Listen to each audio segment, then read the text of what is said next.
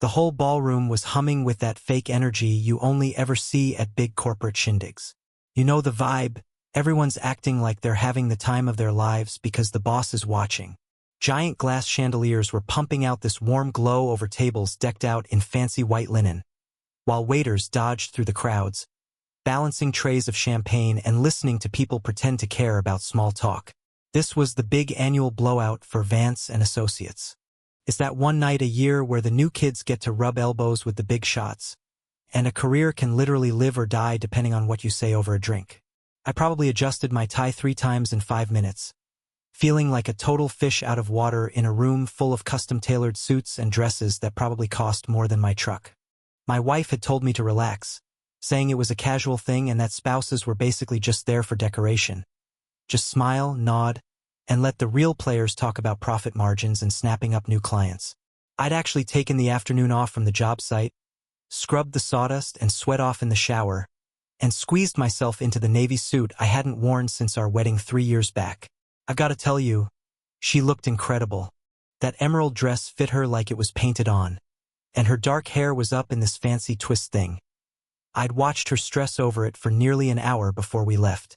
This was her world now, and man, it was a far cry from the coffee shop where we first crossed paths 5 years ago. Back then, she was just a law student grinding away, and I was the regular who ordered black coffee and always made sure to leave a solid tip. "There's the VP," she whispered, and I felt her grip tighten on my arm. She looked at me and said, "I need to make a good impression here. Just follow my lead, all right?" I just gave her a nod and a smile as we walked up to this silver-haired guy who was basically the center of attention near the bar. He had a couple of other associates hanging on his every word. A tall woman with thick glasses and some young guy who looked like he'd just stepped off a graduation stage, looking all sharp and way too ambitious. "Ah, here she is," the VP boomed. He had that smooth, effortless confidence of a guy who closes million-dollar deals before his first cup of joe. "Our rising star in corporate litigation." He started praising her work on the Blackwood case, calling it brilliant. "Thank you, sir," she replied, and her voice shifted into this polished, professional tone I almost never hear when we're just hanging out at home. She played it humble, saying she couldn't have done it without the rest of the team. Then the VP's eyes landed on me. I saw a flicker of curiosity on his face, and there was this tiny pause, just a heartbeat really, but it felt like an eternity. I was waiting for her to introduce me, to say, "This is my husband," with that look of pride in her eyes. Instead, she just said, "And this is a family friend who was kind enough to come with me tonight." Those words hit me like a ton of bricks. Family friend. Not her husband. Not her partner. Not even a boyfriend. A family friend. Like I was some distant cousin doing her a favor. Like 5 years of our lives together had just been wiped clean with 3 words. I felt my smile just freeze on my face. My hand went straight to my wedding ring, spinning it around my finger. A nervous habit she used to tell me was cute. The VP just gave me a distracted nod and went right back to talking about some merger that everyone was apparently obsessed with. That young associate, the one with the calculating look in his eyes, gave her a smile. It was a little too warm, if you ask me. A little too familiar. He actually brushed her elbow as he leaned in to whisper something that made her laugh. It was that musical laugh I always thought was just for me. I just stood there feeling completely hollow while the conversation moved on without me. They were all talking shop, briefs, depositions, billable hours. Nobody asked me a single thing. Nobody even seemed to care I was standing there. I was just part of the furniture. Background noise, a family friend, who was there to fill an empty seat at the table. Later, when she headed to the restroom, I sat there by myself staring at a plate of salmon and asparagus I hadn't even touched. My phone buzzed in my pocket. A text from my foreman about tomorrow's site. It felt like a wake-up call from real life, pulling me out of whatever nightmare this evening had turned into. I looked across the room and saw her laughing with some coworkers, champagne in hand, looking like she totally belonged there. That young associate was standing right next to her. Way too close. He had his hand on the small of her back in a way that looked pretty intimate, pretty possessive. That's when I noticed the camera tucked into the corner of the ceiling. Just a little security cam with a red light blinking away, recording the whole thing. I didn't think much of it at the time. I really should have. The rest of the night dragged on forever. I tried to make small talk with the other forgotten spouses, people who'd also been turned into accessories for the evening. We talked about the weather and sports, the kind of safe stuff that doesn't require any real brain power. All the while, I kept my eyes on her, trying to figure out how the woman I married turned into this polished stranger who'd erased me with 3 words. Finally, dinner was called and we went back to our table. She was sitting right next to me, but she might as well have been on the moon. Her eyes were glued to the senior partners at the head table. She was perfectly poised, her smile bright and professional. When I tried to reach over and put my hand on hers, she subtly pulled away to grab her water glass. "Having fun?" I asked quietly. I couldn't help but let a bit of an edge creep into my voice. "It's work," she snapped back, without even looking at me. "I'm not working," I told her. "This is important for my career," she said. "Important enough to pretend I'm not your husband?" Her jaw tightened up. "Can we not do this here? Please." Before I could even say anything back, that young associate showed up again, leaning down between us like he owned the place. "Hey, the partners are taking bets on the Thatcher case. You in?" She lit up instantly, and all that tension between us just vanished. "Absolutely. My money's on a settlement before discovery closes." "That's my girl," the associate said, giving her shoulder a squeeze. "Drinks after this? The usual spot?" That phrase, the usual spot, it just hung there in the air. It meant a routine, a habit, a whole history I didn't know a thing about. She gave me a quick, guilty look before she masked it. "Maybe," she said carefully. "We'll see how late this goes." The associate straightened up and finally acknowledged me with a half-hearted nod. "Family friend, right? Hope you're enjoying the show." Then he just melted back into the crowd. "The usual spot?" I asked her. "It's nothing," she said. "Just a bar near the office where the team grabs drinks after work. You know, bonding." "He called you his girl." "It's just an expression. You're reading way too much into it." She was cut off by a woman in a crisp gray suit appearing at our table. She had an HR badge on, and while her face was neutral, it felt like bad news was coming. "Excuse me," she said, her voice low. "I need you both to come with me for a second." My wife went pale. "Is something wrong?" "Just a brief conversation. If you'll follow me." We swapped a confused look and stood up. I noticed her hands were shaking a little as she smoothed out her dress. The HR rep led us away from the party, down a long hallway lined with photos of the guys who started the firm. Everyone else was watching us leave with that look of, "I wonder what they did." We were ushered into a small conference room, the kind where people get fired. There were 2 chairs facing a laptop that was hooked up to a big monitor. Another HR guy, an older man who looked like he'd seen it all, was waiting for us. The door clicked shut and it sounded pretty final. "Please sit down," the woman said. "What is this about?" My wife asked, her lawyer brain taking over. "If this is about my performance, I should have someone here." "This isn't about your performance," the man said softly, "though it's definitely going to change your employment status. Please sit." We sat. My heart was pounding against my ribs, and I had this sick feeling in my gut that whatever was about to happen was going to change our lives forever. The woman pulled up a video file. The timestamp was from 3 days ago, late in the evening. It was footage from a parking lot, the office lot, I realized, seeing that red brick building in the back. "Our security system flags certain activities," the woman explained, her voice completely flat. "This footage was dropped on our desks first thing this morning." The woman started. She didn't look happy to be there, but she wasn't backing down either.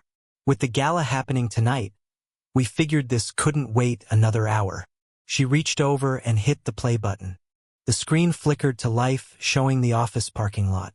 It was that time of evening where the sun's just about gone and the shadows start stretching out. The lot was mostly a ghost town, but I spotted her car right away. That sedan I'd spent weeks helping her pick out last year, making sure it was safe and reliable. For a few seconds, nothing moved. Then, 2 people walked out of the building. They were close, Way too close for just being co-workers. It was her. And it was that young associate, Sterling. They stopped by her car and talked for a second. Then, out of nowhere, he reached out and pulled her in, hands right on her waist. She didn't even flinch. She didn't push him away. Instead, she leaned right into him. Her hands slid up his chest and hooked around his neck, and then they were kissing. This wasn't some polite thanks for the help, peck on the cheek. It was a deep, heavy, passionate kiss that just kept going. Her fingers were tangled in his hair, pulling him closer like she couldn't get enough. The video just kept rolling. Every second felt like a damn eternity.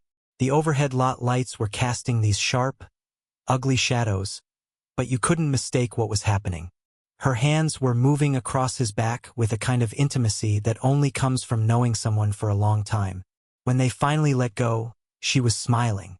It was that specific smile, the one she used to save just for me back when we first started dating, the one that made her look like she was exactly where she wanted to be. They stood there laughing, and he reached out to touch her face. She leaned into his hand like it was the most natural thing in the world. They shared one more kiss, shorter this time, but just as heavy. Finally, he walked off to his own car, and she just stood there, watching him drive away with this look of pure longing on her face. The clock on the screen showed the whole thing lasted 7 minutes. 7 minutes. That's all it took to tear down 3 years of marriage. The HR lady paused the video on a frame where you could see my wife's face perfectly. She looked flushed and happy. She looked more alive than I'd seen her in months.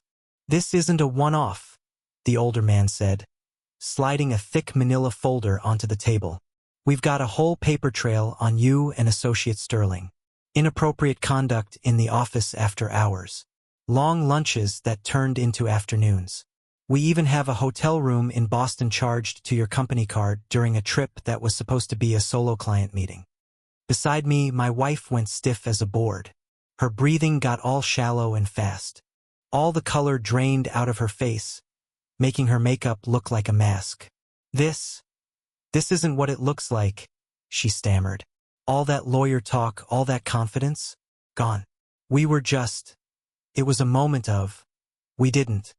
"The video shows exactly what it is," the woman said, her voice like ice.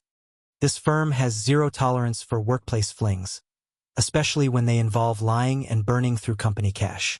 You've violated about half a dozen clauses in your contract." I just sat there, frozen. I couldn't even wrap my head around it. Boston? Hotel rooms? Multiple incidents? This wasn't some oops or a moment of weakness. This was a whole second life. She'd planned this. She'd lived it. How long? I heard myself ask. My voice sounded like it was coming from a mile away, like I was listening to a stranger speak. She turned to look at me, and the tears were already starting to wreck her mascara, leaving black streaks down her face. "Please, just let me explain." "How long?" I said it louder this time. 6 months, she whispered. "But it's over. I swear it's over now. 6 months. Half a year of playing me for a fool. All those nights she said she was buried under deadlines. The business trips. The times she'd walk through the front door smelling like a cologne I didn't own, then telling me it was just a crowded elevator or a client dinner. I'd noticed us drifting apart, but I blamed the stress, her career, the long hours. I blamed everything except the truth. "Family friend," I said, and the light finally clicked on. "That's why I was a family friend tonight, because the guy you're actually with was in the room." I thought about it all, the usual spot for drinks, the way he called her his girl. Lord, the whole office knows, don't they? She reached out to grab my arm, but I jerked away like I'd been burned. "It wasn't supposed to happen," she sobbed. "We were working late on that Blackwood case and we just clicked, and I never meant for." "Stop."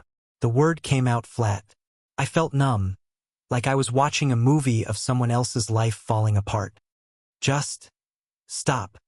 The HR people looked at each other, and the woman cleared her throat. "We have to handle the job side of this.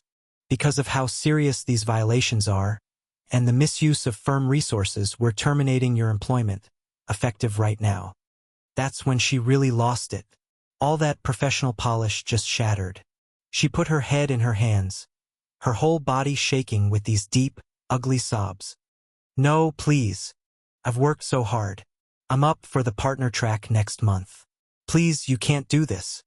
Your access is already cut off, the older man said.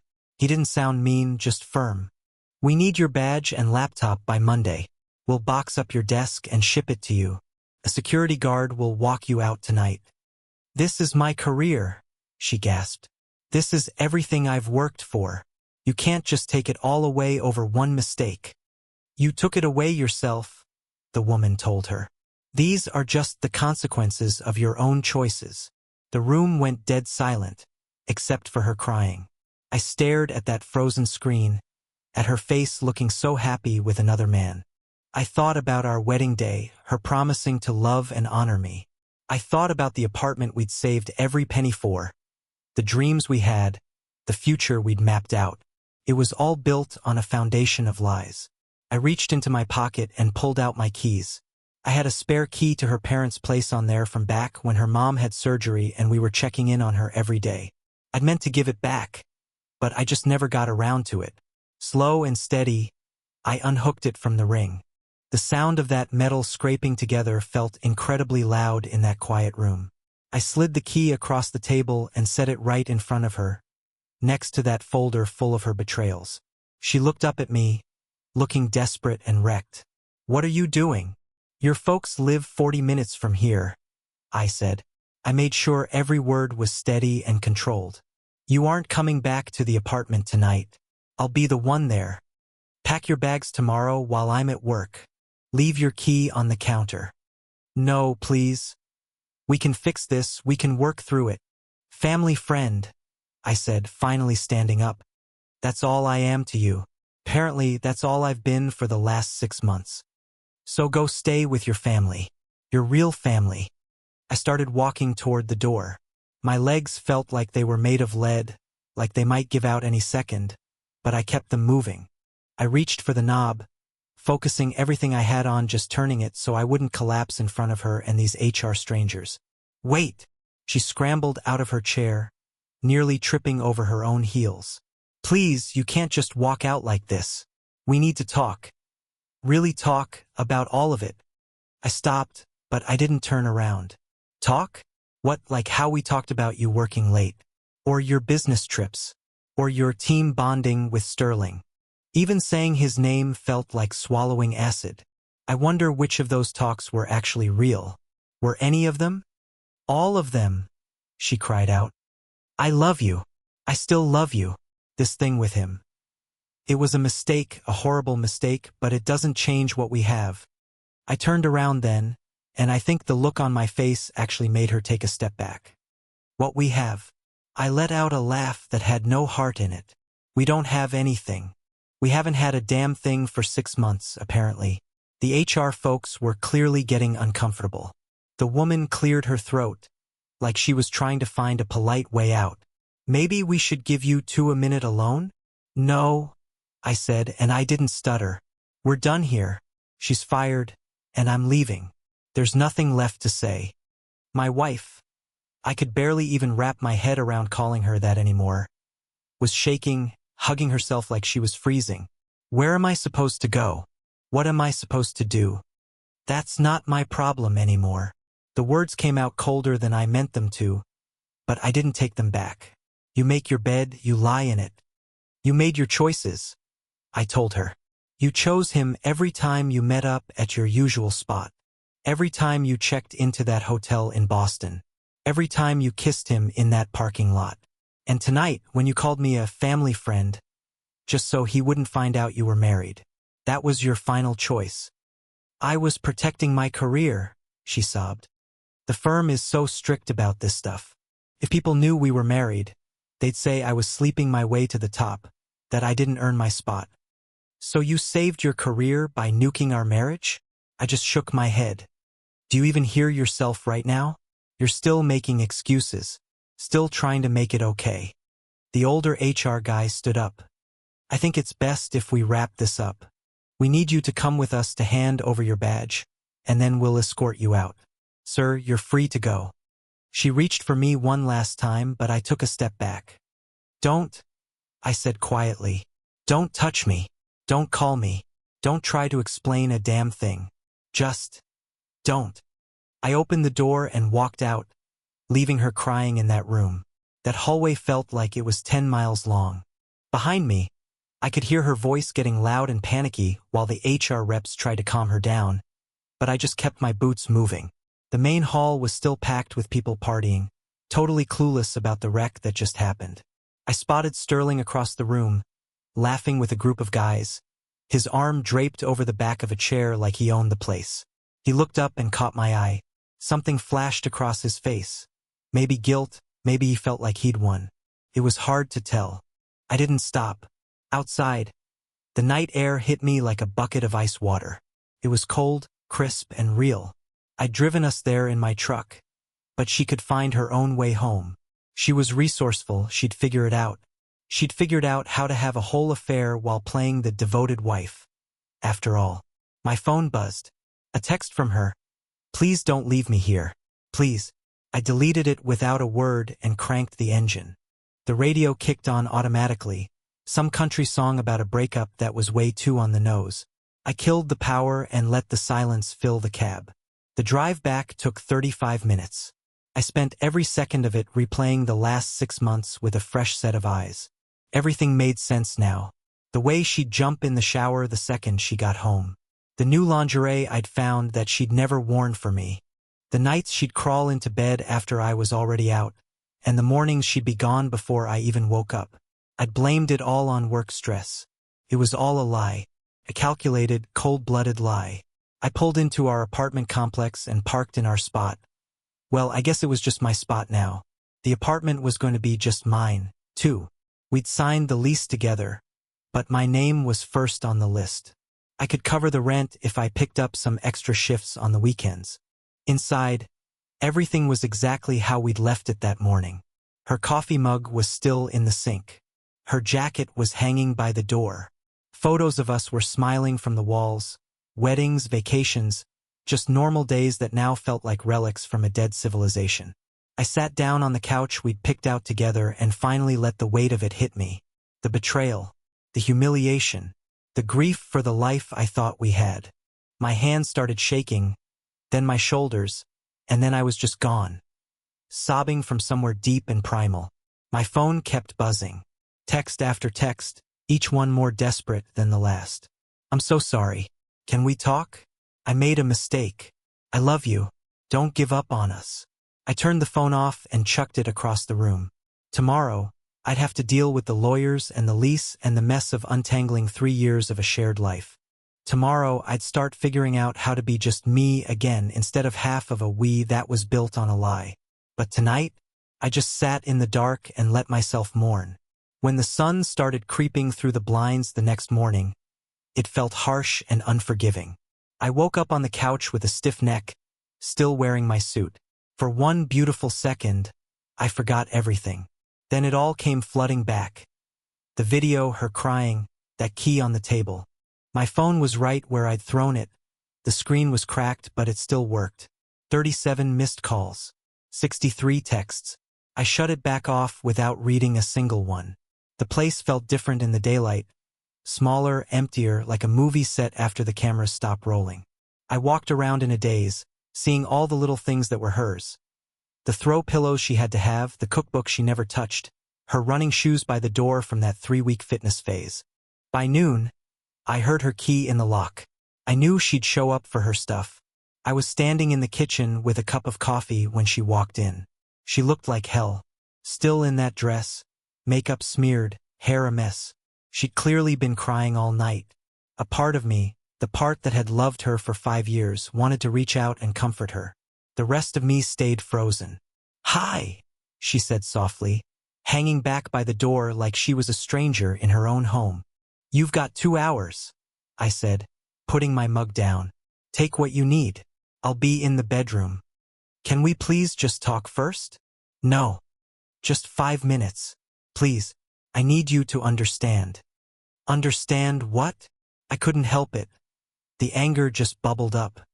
"Understand that you fell for someone else?" That you looked me in the eye and lied every single day for 6 months? That you were so ashamed of me you called me a family friend to your coworkers? What's there to understand? She flinched. I wasn't ashamed of you.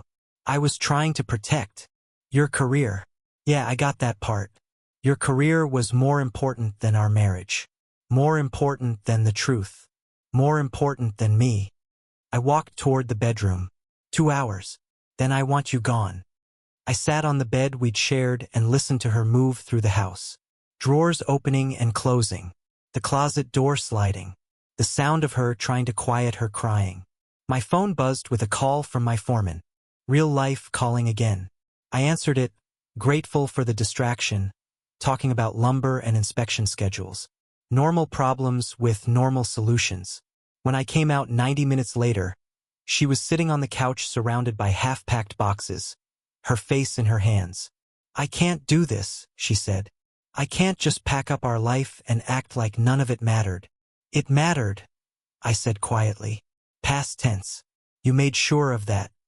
Don't I even get a chance to fix this? To fight for us? I sat down across from her, feeling completely drained. Fix what? The lying? The cheating? The fact that you chose him every single day? Tell me. When was the last time you actually wanted to be with me? When was the last time you kissed me and actually meant it? She opened her mouth, then closed it. The silence told me everything I needed to know. That's what I thought. I stood up.